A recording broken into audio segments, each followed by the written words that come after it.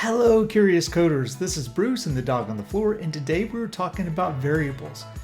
And I want to show you something that's really interesting to me. I want to show you the idea that Elixir is an immutable language, but if you're not careful and you squint your eyes and you tilt your head just enough, it might look like it's a mutable one. But I want you to pay no attention to the man behind the curtain. I want to show you exactly what's going on here. Let's go. As usual, in this video, we're going to start with IEX, Interactive Elixir, and we're going to talk about variables versus bindings. Now, you might have worked with object-oriented languages or languages like them before, where a variable is a container. You can think about it as a bucket that holds a value. And if you change the bucket, you change the value. So I might be confused with Elixir if I do something like this. So I could say x equals 1, and then I can print x, and then I say x equals 2, and then I print x. And I might convince myself that, hey, x is just a container that holds a value, but that's not what's going on here.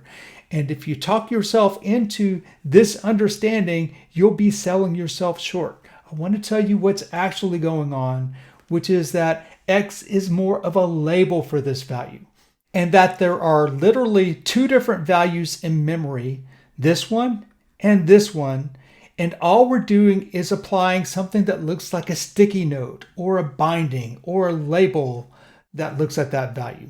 So I want to show you how you can prove that that's true next.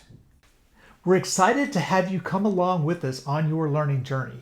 If you want more insights like the one you just saw, come to Groxio and subscribe for a deeper dive where you can find more topics and videos to support your learning needs.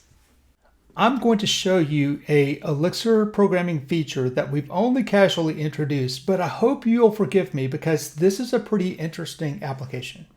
So what I want to do is I want to build a function that returns the value of x.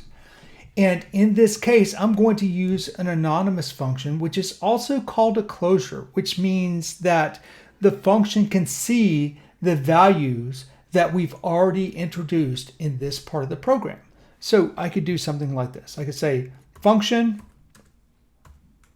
This function does not take any arguments. If I had one, I would put it here. And then I put some code in the middle.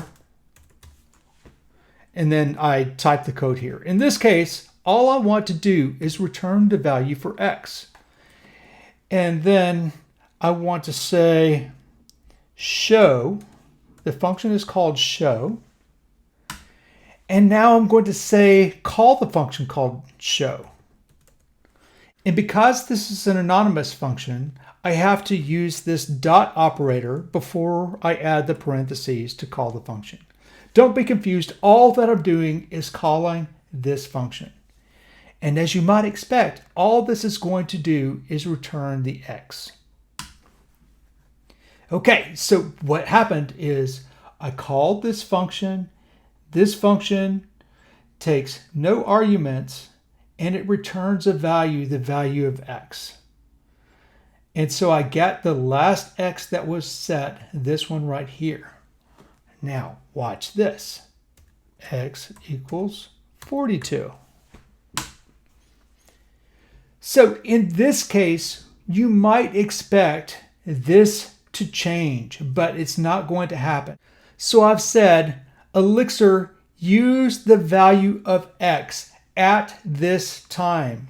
So it's really this value, not whatever is in the x bucket. So if I say show dot like this, rather than getting the 42, I am going to get the 2.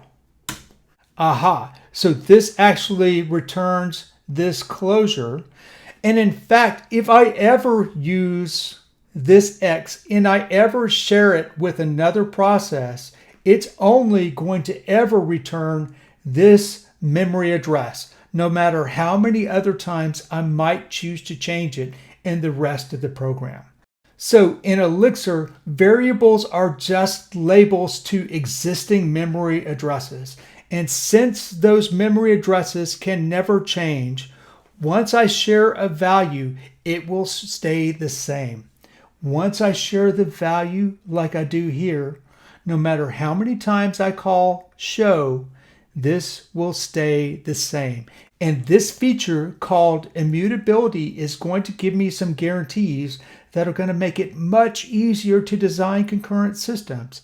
So two different systems, if they're looking at the same piece of memory, will always read the same value because it's never going to change. And that's an excellent thing, and it's one of Elixir's superpowers. Variables are labels, not containers. From Bruce and the dog on the floor, this is Groxio Learning.